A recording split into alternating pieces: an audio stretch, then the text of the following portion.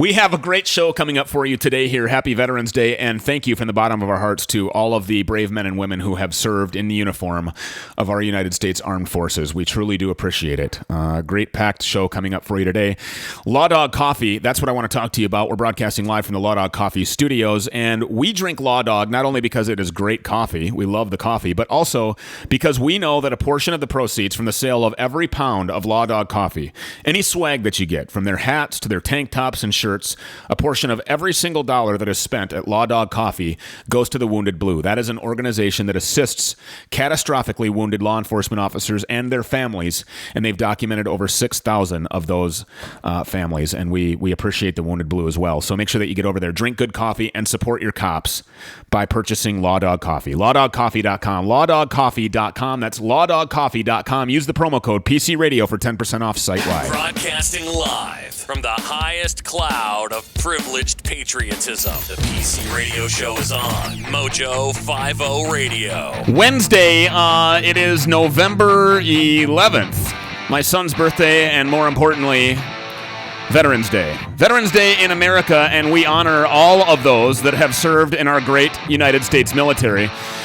Without your sacrifice and the sacrifice of your family and your loved ones, this country would have been lost long ago. Without your selfless courage and commitment to the spirit of American patriotism, this country would have been dark long ago. We owe you our freedom, and we thank you from the bottoms of our hearts. Welcome to Patriotically Correct Radio. My name is Stu Peters. Joining us in just a couple of minutes, of course, Richard Leonard will be here, who you saw on the screen, and Greg Skasny, a PC Radio contributor. Breaking last night in Michigan, something you may not know, major new allegations of voter fraud has been raised where a lawsuit was filed by the Great Lakes Justice Center on behalf of two poll challengers who says multiple levels of improper conduct took place on orders from election officials. According to a release from the center, the allegations are aimed at election officials from Detroit and Wayne County, big surprise, and are based on affidavits of named individuals who witnessed misconduct. I'm sure it's no surprise to you that major media networks haven't said a peep. There isn't one mainstream media outlet that's covering it, and that may be concerning to any American who actually reads the lawsuit on their own and discovers the media is suppressing yet more evidence of a stolen election. The lawsuit contains charges that out-of-state vehicles brought tens of thousands of ballots to Michigan, all for Democrats. It's like a slapstick comedy show watching networks like CNN actually go way out of their way to spin stories, cover them up, suppress the truth, or just completely ignore it altogether. They just pretend it never happened. They're like little school children. You know, little Johnny being asked to put away his crayons before he has playtime, but he turns his head and closes his eyes, believing that if he doesn't see the mess he's made, maybe it doesn't really exist. Meanwhile, unless you listen to this show or maybe one or two other honest programs, you most likely haven't heard a retraction from the Associated Press after they named Joe Biden the president-elect on Saturday. They owe you an apology because they lied. Joe Biden is not the president-elect, and the election is far from over. The required number of electoral votes it takes to win the presidency is 270. Real Clear Politics and honest sources that try to get it right remove Georgia, Pennsylvania, and Arizona from Biden's total count because he has not won those states, and they're too close to call.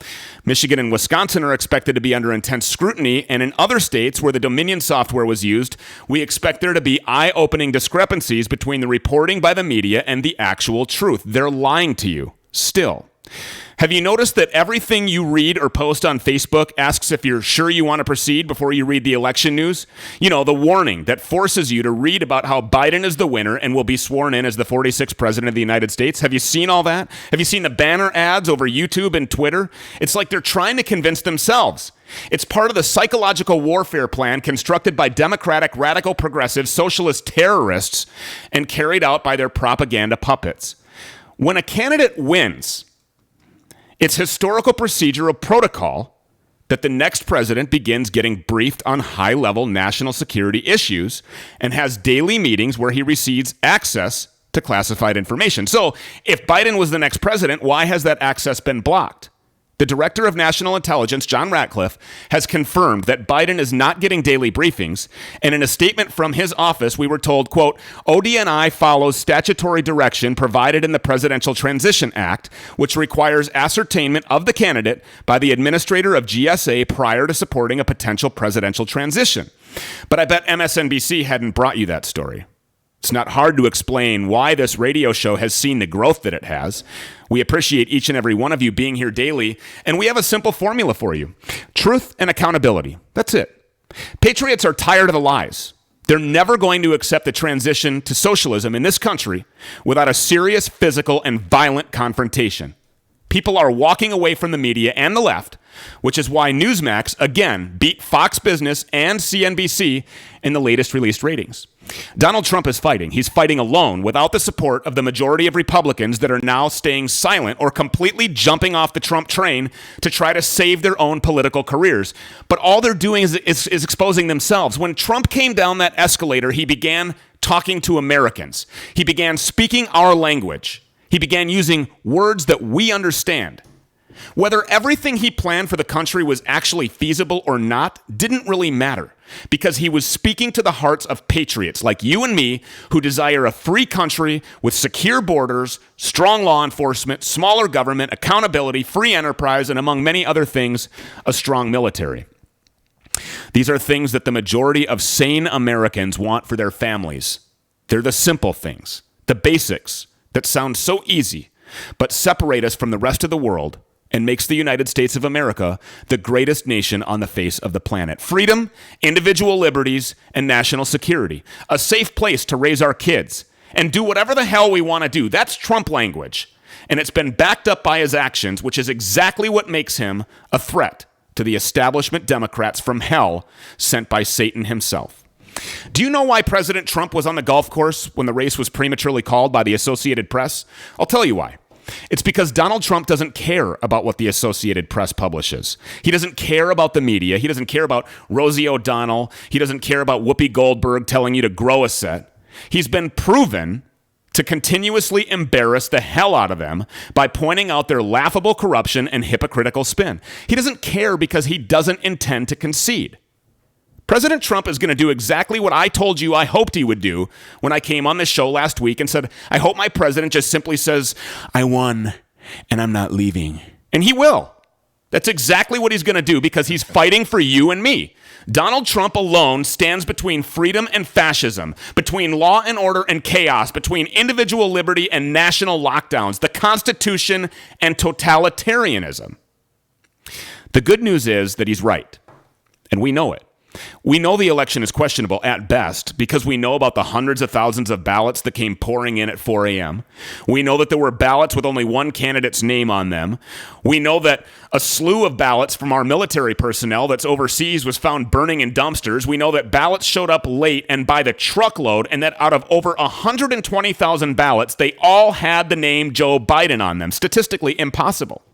We know that Nancy Pelosi's former chief of staff is an executive at Dominion, the software company said to have glitched, turning Trump votes into Biden votes. By the way, Dianne Feinstein's husband sits on the board of directors at that company as well. Coincidence? You decide. Our president is not going to concede. He's been fighting for us for 4 years. What makes you think he would just walk away now? Why isn't he saying anything? Because we are. We patriots are finally standing up, and there's not a chance in hell we're going to let them take this from us. Not without a fight. More than likely a physical and violent one. When our president refuses to concede, the election becomes irrelevant, and all of those votes get trashed. You understand that? They don't count. None of them. Because we end up in a constitutional crisis. The election goes to Congress. Yes, the democratically controlled House would decide the election. In most cases, anything that Nancy Pelosi's Congress decides is a complete disaster meant to purposely damage the country. But in this case, we win. You see, according to the law, when Congress becomes the deciding factor in an election, the entire body becomes lame ducks as each state only gets one vote. That's right. No matter how many congressional representatives you have in your state, only one vote can be cast on behalf of Florida, Georgia, Minnesota, Wisconsin, and all the rest. And out of 50 states in America, 37 of them are Republican. 37 out of 50 is the majority. And if Congress becomes the it factor in this election, President Trump wins. He knew the steal was on. He knew the Democrats would expose themselves to the world. The Attorney General has authorized criminal investigations looking into this widespread reporting of intentional fraud, and they're all about to go down. Keep the faith. Joining us now is my esteemed co-host and veteran of the United States military. He's in the U.S. Army. Richard Leonard. PC Radio contributor Greg Skasny. Richard, thank you for your service to our country. I speak for millions when I say that we appreciate your service and sacrifice, brother, and will never peacefully allow for your brave service and horrific battle to have been fought in vain. I promise you that. Well, thank you, sir. I appreciate that. Greg Skasny, watching the mainstream media this morning, and I now have to put Fox into that category, but watching this morning and earlier, they're proceeding as if Trump is done. They're asking for his final action as the president of the United States to get behind the Georgia Senate candidates and make sure, because they know that the Senate, the balance looms in Georgia. And if Biden, somehow the tragedy occurs that he ends up being sworn in as the 46th president of the United States, and we have a democratically controlled Senate, we are absolutely screwed. Are they giving up? I mean, do you sense that Republicans are giving up on this fight? I don't think Republicans are giving up. I think, the Patriot Republicans we know of, the Jim Jordans, the Matt Gaetz, they're out there, they're saying, hey, there's fuckery going on with this election. We need to investigate it. They're being loud. But the ones that aren't being loud are the guys, I think, that's kind of rode Trump's coattails, right? So you can see their true colors coming out. The same thing with Fox News. I mean, let's just be honest once Murdoch took over Fox, it's been going downhill. Now they're showing their true colors too. I mean, how the hell does Neil Cavuto cut off Kayleigh McEnany in the middle of her speech, right? Harris Faulkner cut off Newt Gingrich when he was trying to expose that George Soros was paying for all of these disturbances, for funding all of the looting and the rioting and the burning and the chaos. Literally cut him off. No. We're not going to talk about that. We're not going to talk about George Soros. It's amazing. This is historic. I really believe that you're witnessing the downfall of the MSM in a broad scale. I kind of hope so. This is the reason why you are seeing such large listenership and viewership with PC Radio and all these kind of independent podcasters and things are happening. People are sick of the gaslighting. I've used that term last time, but it is happening on a scale that is just unimaginable now. And if you have any common sense whatsoever, if you're a thinking person, if you're a logical person, you can see it happening. You guys see it happening. Yeah. So if Amy Coney Barrett, Richard, becomes, the it factor, if you will, in this election, we know that she's a constitutional originalist, right? She rules by the law and by the Constitution. But the Constitution says that voting has to be fair. I saw some kind of a meme on Facebook the other day, and I saved it and reposted it, saying, if you're okay with fact-checking all of our posts, then you should be okay with the United States fact-checking all of these votes. Right? So good point. We're going through and we're doing that, or at least trying to. Lawsuits are being filed. This is going to be handled in federal courts and in state courts and through legislation in each individual state. And by the way, in your state, if you want to know what your legislative branch is doing about this fraud, then I suggest that you pick up the phone and call them. You pay them to go to work. Get your ass to work and count these votes. All legal votes need to be counted, and all illegal votes need to be delegitimized. Richard, back to the question. If Amy Coney Barrett is the deciding factor, we know that she's going to rule by the Constitution, by the law. If Congress is the deciding factor in a constitutional crisis, we know that we have the majority because 37 out of 50 states are Republican. So we win there. If we recount all of the votes, take out all of the fraud, we win there. Why would anybody from the Republican Party or the GOP be encouraging the president to give a concession speech at this time? Well, I think it's because it's probably largely in part because of the mainstream media, right? And like we talked about yesterday, all these assholes have campaigns that had started last week. Yeah. They all started last week campaigning for their next term in office. And they don't care that the three of us, pay for these people to go to work to count our votes. They don't give a shit because it's fraud, right? It's not true, and they need to be reelected next year or next 2 years or next 4 years or whenever the heck it is. Yeah, it's a deep swamp. And so I personally think that it has a lot to do with where they're going to end up the next election cycle. Greg, did you realize the swamp was as deep as it's been exposed to? And would any other president have been able to expose the depths of the evil inside of our government other than Donald Trump? No, it's tough because I think the swamp was as deep. I think we all kind of thought that, but we didn't want to believe it, right? I didn't want to believe that my government is corrupt as it is. But I heard something on a news show the other day, probably last night, where they were talking about counting ballots, and one of the elections officials says, "Well, there's fraud in every election. It happens," and my jaw dropped. Why does that have to happen? That should be absolutely unacceptable. It should be like, no, we have all the processes in place. We're very technologically advanced. There should be no way to defraud an election, especially at scale.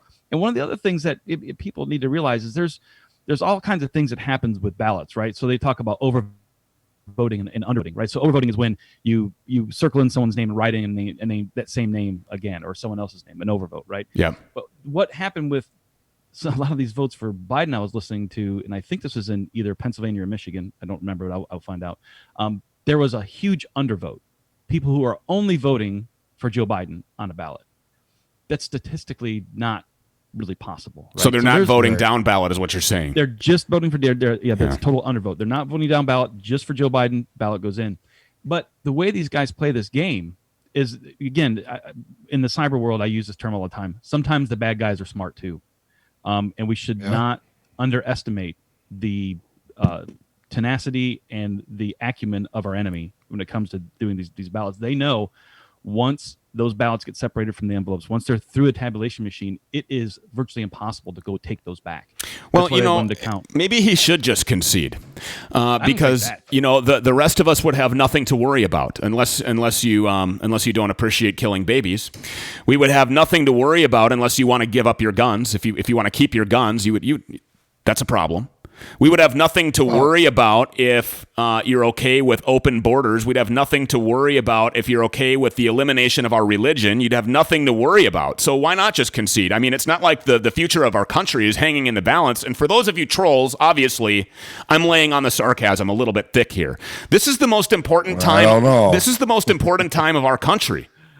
This is absolutely, unequivocally the most pivotal moment in the United States. I cannot believe the relaxed attitude by Republicans in our government right now. I cannot believe that these people, that any of them, are standing by idly, much less almost all of them. This is preposterous. It is preposterous. Very good words, too. But it's alarming that, like you were saying, Greg, some election official will go, well, it just happens. Bullshit.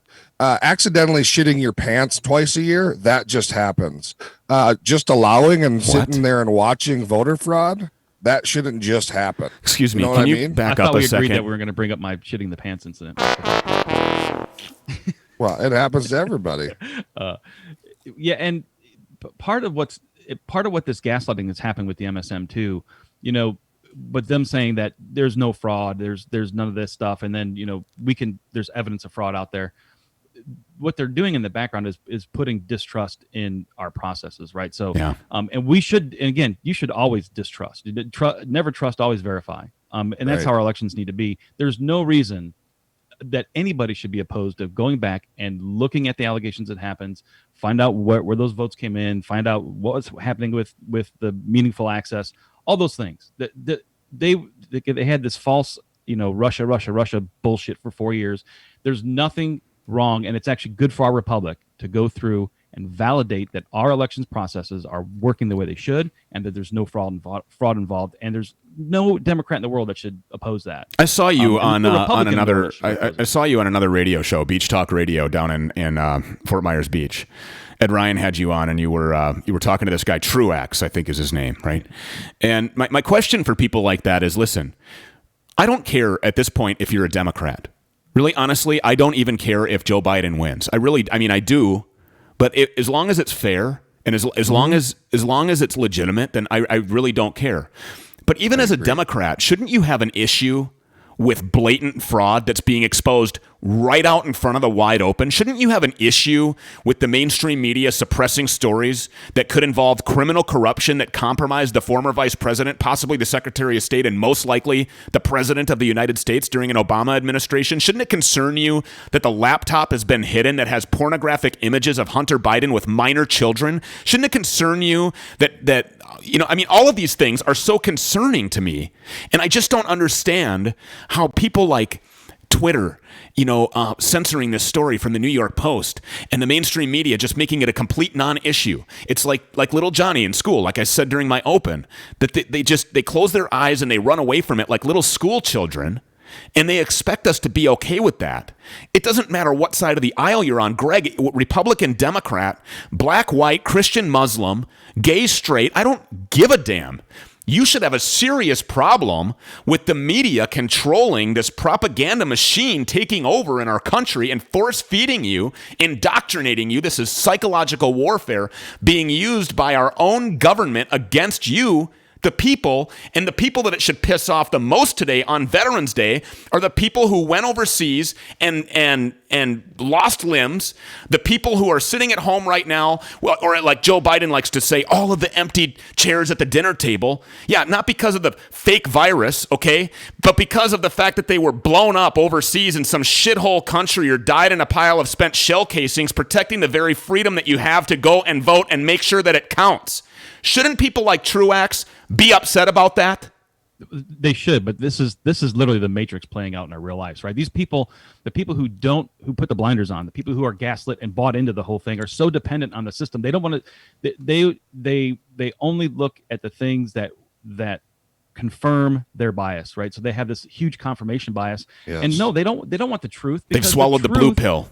They absolutely swallowed the blue pill, but the truth hurts, right? The truth is one of those things that, they're not going to like it. They're not going to like the fact that, yes, we have operatives out there trying to steal this election, make elections fair again. We got to do this. But that doesn't fit their narrative. Take the CDC. We'll get that later, freaking mask thing. But anything that doesn't go with their narrative, they're just going to put the blinders onto. It's huge confirmation bias. They don't look either way. And I'm with you. If it comes to the point where we do investigations and all the legal votes are counted and Joe Biden becomes president, God forbid, I'll accept that result. I mean, I won't be happy about it, but I'm not going to go out and riot in the street. I'm not going to go, try to punch people in the face or take over their dinner table. He's the president, and I respect that if that's the will of the American people. But I highly, highly doubt that it was the legal will of the American people to vote in. It's statistically impossible. Some of the things that we're seeing. I think that this is exactly the power of the mainstream media. And to answer your question, Stu, yes, there are. I think there are Democrats that are pissed off that they're going to, if they win, that it's under some false pretense and it's some effing sham. Yeah, that there'll be an asterisk next to the victory for the rest of our lives, right? Yeah, it's like the Pete Rose of all elections. Yeah, right? He won, but right there's this. But I think that it's the media, right? The media didn't acknowledge the laptop. They're not really doing a whole lot to acknowledge the voter fraud, other than to say there's no substantial evidence. There's nobody really diving into it, and a lot of these people who are upset are the educated folks, that take the time to actually do a little bit of research outside of CNN. Mm-hmm. But the vast majority, I think, of that group of people are the shitheads that are standing outside a Foot Locker waiting to steal some free shoes when the windows are broken, and to riot and loot and cause problems. And just because Donald Trump is so goddamn racist. I got to say something that you hit, and it just bugs the crap out of me, and I'll try to be quick. I'm sick of hearing this "there's no evidence" bullshit. And here's what people don't understand. Like when you go to court, you don't present your evidence first, right? You have an accusation, you were wronged, you go to court and you present your evidence at court. To say that, there's no evidence, that's pure gaslight bullshit to make you think that you're crazy. But no, there is plenty of accusations and plausible accusations of people being alone with voting machines. I just said this to people I chat with, Ed Ryan being one of them, last night, that they in Michigan they let somebody alone with voting machines. Okay, I was a pen tester. I'm telling you what, voting machines are not supposed to be connected to the internet, and that makes them, when they're vulnerable, harder to exploit. But if you put me next to one of those machines, give me 5 minutes and I'm going to take care of that. I'm going to. Greg, I gotta run here, but I want to get to something real quick in about a minute or less. Our tyrannical governor here, Timmy the Tyrant, Tim Waltz, has vowed to shut us down again here coming up. He's going to no indoor seating and all kinds of BS. Okay, what's going on in Florida? You're the PC radio contributor from Fort Myers Beach. What's DeSantis going to do down there? Any talk of lockdowns or? DeSantis has come out. Look, we're having a hurricane, so not locking anybody down yet. But DeSantis has come out and said, we're not going to do any more lockdowns. He said this before. We're not doing any more lockdowns. Florida's been open for over 2 months, 100% seating everywhere. We can do a whole show on cases and how they count that crap. But I mean, nothing's happening. Again, the hospitals aren't overwhelmed. Things are good here. We're fighting on the beach. We're fighting the mask mandates that our town councils put in place, but the governor won't enforce fines. So DeSantis says there's no fines. Doesn't matter if you have a mandate or not. We're not fining you. So a law without teeth is no law at all. He's a cybersecurity. Bringing my Harley and I'm moving down there. He's a cybersecurity expert. He is a patriotic American. He is a Florida resident. He is a PC radio contributor. Can't thank you enough for being here, and we look forward to seeing you again next time. Greg Skasny, everybody. Thanks, Greg. We've got more PC radio coming up in about 60 seconds. All right. We just got to go pay some bills. Stick around. Happy Veterans Day. Thank you to everyone that has served our country. Really appreciate it.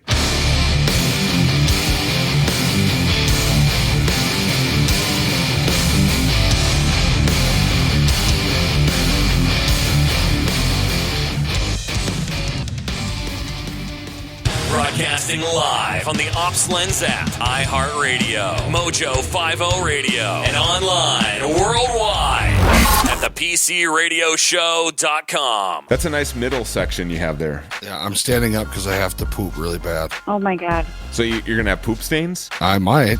I just might. It looks like you're expecting. It actually comes to a point. He's doing cartwheels in there. Stewie and Richie, PC Radio.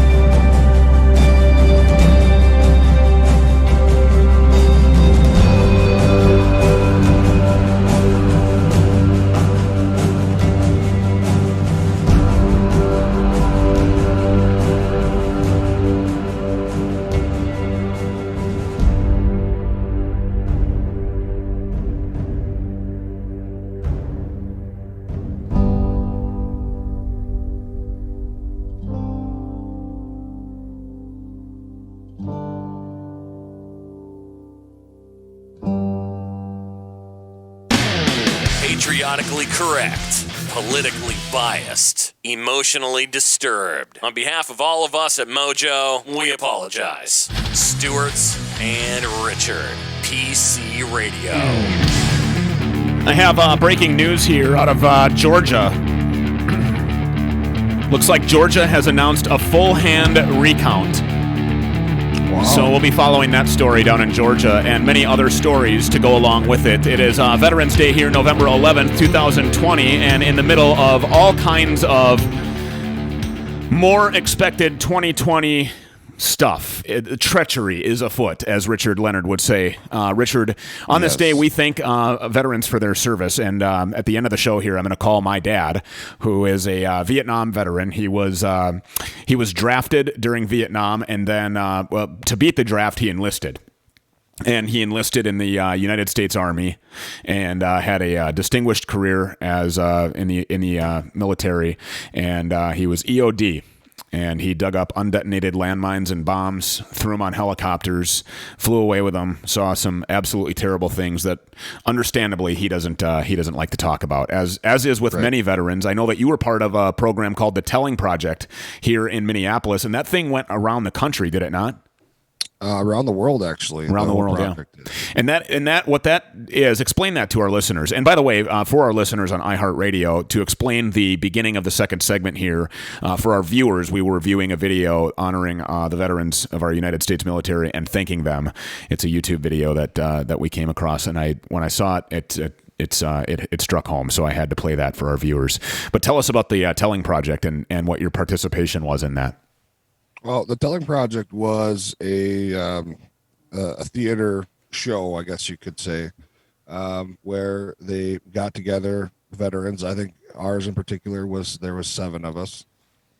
And you sit down with a playwright and tell you your story. And so then they interviewed everybody individually, wrote a script, and we did a whole, I think it was about an hour and a half long show, if you want to call it that, where we all kind of told our story about our military service, how we got there, why we joined, things that happened to us while we were in the service, and then, of course, some of the grim, but yet also some of the good things that happened to us after our service. I think it's important to recognize that, joining the military is, after your dad's era, as it was an all voluntary thing, and sometimes I don't think that folks fully understand how it changes you, whether you go to combat or not.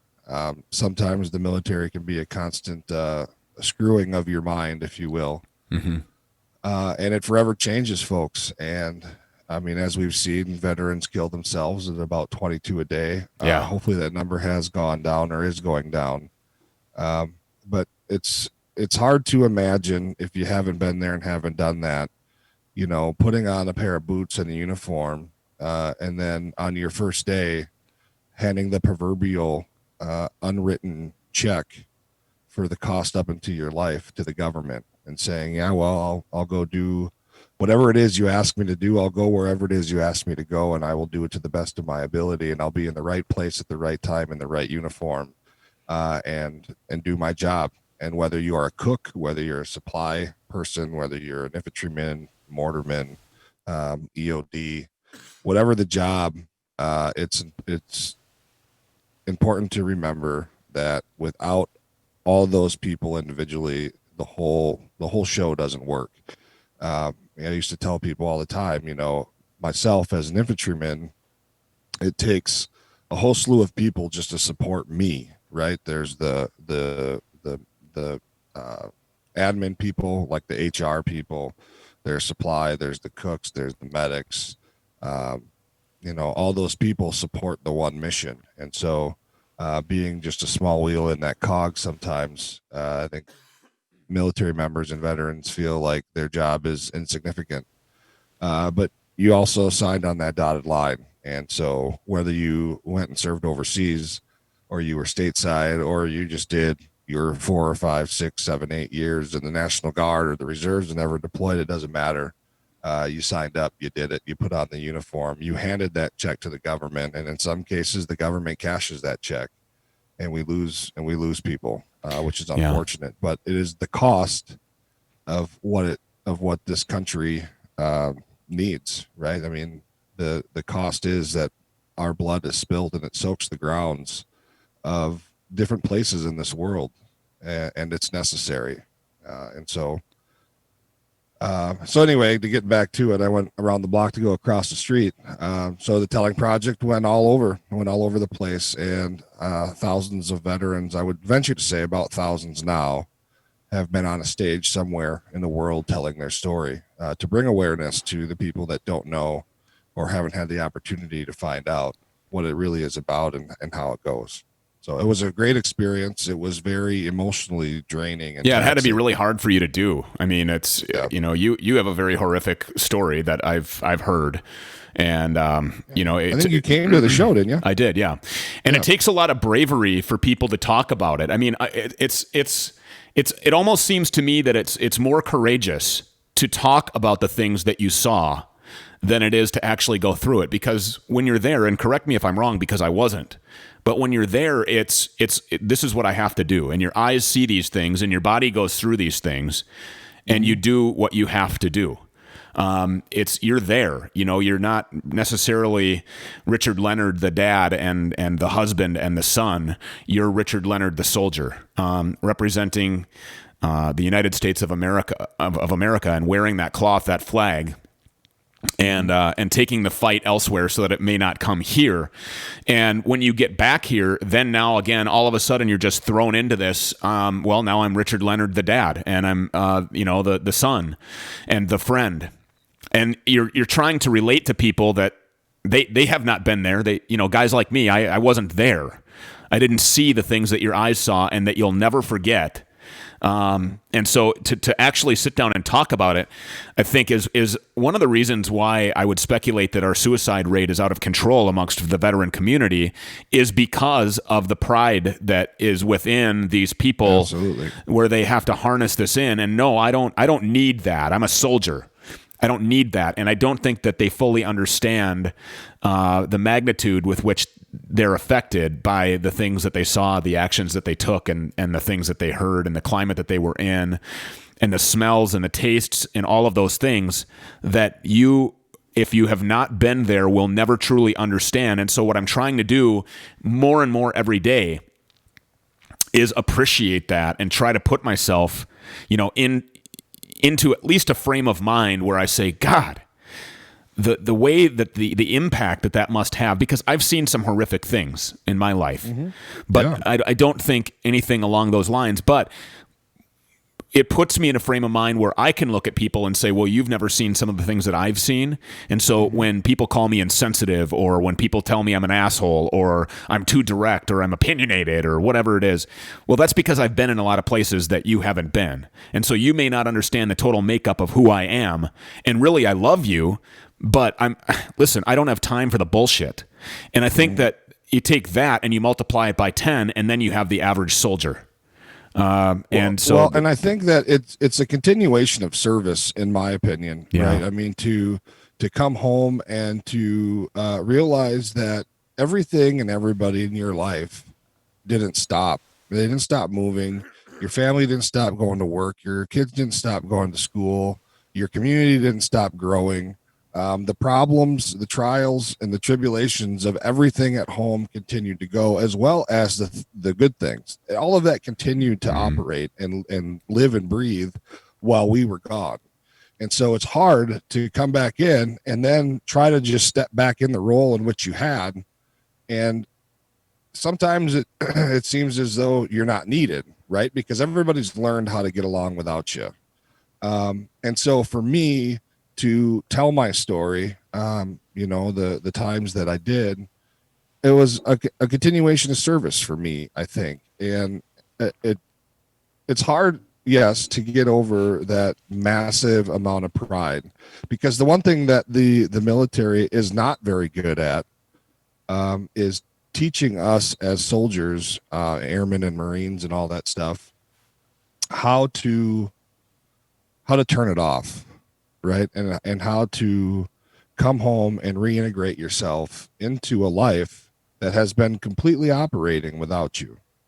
And so they're really good, though, at tearing you down, making you feel like you're lower than whale slime, and then building you back up to be this big, strong pillar of resiliency and violence of action. Speed and violence of action, and making sure that your shit looks right and it's dressed right dressed and you're in the right place at the right time in the right uniform and you address everybody properly and you do all that stuff, all this military bearing that they teach you, but they don't teach you how to turn it all off when you come home. Yeah. And this is a big reason why I always advocate for families of veterans. You know, my son is now 15 years old. I've been in the military since before he was born. And sometimes I think it's hard for him. It's hard for him to have a dad that has the some of the issues that I have, because it does bleed over to him. But he's been an extremely resilient kid in my mind, in my opinion, when it comes to all those things. And we can still, at the end of the day, give each other a hug and tell him I love him. And I don't think that I think he understands now more that he's 15. And I don't think he judges me, if that's the right terms to use, but Yeah. It's definitely it's an interesting dichotomy of life. And we owe a lot of gratitude to you and to everybody else that has done it. You know, one of the interesting things in our time right now is when you would have signed up for the Minnesota Army National Guard, you know, there was probably in the back of your mind, you know, I could be deployed. And then all of a sudden it comes to fruition, and here you go. Multiple deployments, overseas combat zones, death, tragedy, burning, fires, explosions, mortars, all that shit, and there you are. When people are signing up now, they may be deployed right here in America, right here in urban warfare, right here on our streets. Mm-hmm. And then they're under assault by, for example, people on mopeds, brandishing weapons at them. They're under assault with bottles of piss being thrown at them, and savaged animals being disrespectful and right in their face yelling horrific things at them, similar to Jane Fonda, what she did when troops were coming back from Vietnam. She's a bitch too. And when you think about the magnitude of that your deployment might be domestic, that's something that I don't know if people can really prepare for. It's unfathomable. And to be, you know, on the streets of Minneapolis or St. Paul or Philadelphia or anywhere in our country, and to think that, you know, yes, you took an oath to defend this country from all enemies, foreign and domestic, but the domestic part is always kind of looked over because you never really take that. I mean, you take it seriously, of course, but you never really think that could be a plausible, you know, occurrence. And it's something you see on 24, right? Yeah. Jack Bauer and all that bullshit. Thinking about fighting an enemy right here on our home soil to me is very concerning. And think about the guy who's a stand-up person who has a brother that's a total shitbag. I mean, you can't pick your family, right? Right. And you know, his brother has become a part of a terrorist organization called Black Lives Matter Inc. or Antifa. And here he comes and he's deployed. The prospect that he may have to engage his own blood is there. The prospect that you may have to engage somebody that you grew up with is there. And to me, that just puts, you know, warfare in a whole new light, and it paints a whole new picture of where we are as a country and how dark we could possibly be if this divide continues. And with the divide being perpetuated and sponsored by radical socialists right here in our own country, who have grabbed a hold of the mainstream media, who then pushes this narrative into the living rooms of every American, indoctrinating kids. I mean, we went over it on the show where we're indoctrinating kids that all police are bad, and we're teaching kids to hate authority and to think that anybody who's white and in a position of authority is automatically a racist killer. And those are really dangerous times, especially for our young men and women who are considering enlisting in the United States military. Yeah, and you know, it's not just having to think about, you know, having trigger time in your own neighborhood or engaging somebody that you know personally, but also think about all these, you know, think back as a kid and you go on all these family vacations and you go to, you know, Mount Rushmore, you go to Disney World, or you go to the Ozark Mountains to see, whatever the hell they have there. But all these places that people travel, right, to spend family vacations and family time, and then to imagine all of that being destroyed. Or imagine Gone. yourself fighting in that environment. Right. You're engaging the enemy at Disney World. You're engaging the enemy on Cocoa Beach. All the places you're engaging the enemy outside of Target Field where you normally go to watch a ball game with your mom and dad. And now there's blood spilling all over the place. And we are really at that time. I mean, we are. You've called incorrectly several apexes where you thought the tipping point would be. But I mean, the straws keep piling up on this camel's back. Yes.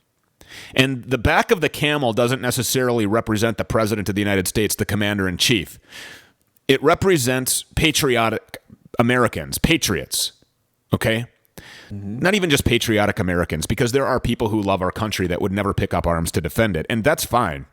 I'm not downing those people. But there are people who will. There are patriots who will. And that is the camel's back that I cannot see withstanding the unsurmountable pressure and unfathomable weight that is being placed on that back right now. I mean, between the law enforcement divide with the black community, with the religious divide, with the pro-life versus pro-choice divide, with the gay versus straight, with the Muslim versus Christian, with the Republican versus Democrat, and now it's Trumper versus never Trumper. And now we're dealing with stolen elections, and there's a real threat to our democracy. And I think that these patriots are getting to their breaking point. And maybe that's why, Stu. Maybe that's why I've been wrong. Thankfully, I've been wrong. This is one topic I'm glad to be wrong about another 1,000 times. Yeah, for sure. Because the weight in which you speak of is something that I think patriots, veterans, whoever is going to pick up arms and defend this country, because it doesn't seem like the cops are able to do it, although I think they would. The federal government, other than Trump and a very small select few others, don't really seem interested. And at some point, we're going to have to keep our country ours, and we're going to have to keep our things ours. And the weight of that, and the responsibility, and the things that would do to us as people and our families and our communities, is a very heavy weight. But if need to, I think we would do it. We've done it before. We could do it again. And so I think it's just kind of one of those things where, I think about it all the time, man, I really hope it doesn't need to come to that. I really hope, let's just wait and see if this is going to happen or that's going to happen. Are they going to step in? Are the cops going to do this? Is the president going to order the military to do this? And I don't want to carry that weight again. I think that I've done it. I've done my share. I've done enough for me and my son, and probably even your boys. There's no question that you have to be able to have to do it. And so I think that in my mind, it is the absolute last resort. Like, no other option. We are completely screwed. So where's my rifle? Let's load these magazines and let's go defend this place. Well, and it's, again, we'll go back to The Patriot, this damn movie that becomes so relevant in, again, today. Mel Gibson did not want to go fight. He said, no, I'm not going to go fight this war. I've served my country. I've seen enough bloodshed. I'm not going to go fight. And then, of course, he does. And what you said is, I think I've done enough for myself, for my family, for my country, and for your family, and for your kids. And there's absolutely no doubt about that. There's none. So don't you ever question that. And to all of my veteran patriots that are loyal listeners to the show, don't you ever question whether or not your service was enough. Know that it was. But also, I have a very hard time believing that when it really comes down to brass tacks that you're going to say, no, I did enough. No, and that's exactly what I mean. It's not an option. Right. Even though, I feel like we probably did do enough. If nobody else is going to do it, for God's sakes, then yeah, let's get her done. Because what we really long for and what we really want is just to be left alone and to have this great country that we've already paid for in blood, just to be what it was and to be great, and let us go to work and let us cash our checks and go sit at the effing bar and have 19 beers if you want, or have 2 beers and go home and lay next to your wife and watch a movie and then bring your kids to the park and all that other shit that we want to do every day. And now we find ourselves with more mask mandates and more shutting down of businesses and more, you can't do this and you can't do that. And it's absolute bullshit. This is not what we fought for, right? That's what you're Right. telling yourself is, Yes. This is not freedom. This is not a free America. And you're right. It isn't. And it's my greatest fear, and what I said at the top of the show today was that I will be damned if your sacrifice and the horrific events that took place in your life will ever be in vain. And I just feel like the rest of this country needs a real reality check, because there are a lot of people, sadly, that don't understand the sacrifice. They will never step back from their political ideologies or get down off of their soapbox of politics and pundits and pollsters and all the other P words. They'll never walk away from that for long enough because they're concerned about their own gain. And they'll never understand that that gain would never be possible without the very fundamental basic sacrifice and necessity, the real hardcore need for a strong military. And for the strong and brave, courageous, heroic men and women who volunteer for that service. And so today, I want everybody to know that unequivocally, without doubt, as for me and my family, we wholeheartedly appreciate that. And I will never ask a veteran to talk about their shit. I just won't. If you want to talk about it, I'm there. I'll listen, yeah. All day long. But I'm never going to say to you, tell me about it. I'm not even going to go there. I'm not going to go there because I understand. I don't want to be asked about my job. People are always, tell me about your bounty hunting stories. You got any good bounty hunting stories lately? No. You know why? Because there are no good bounty hunting stories, because we're after people who are in the worst place in their life ever.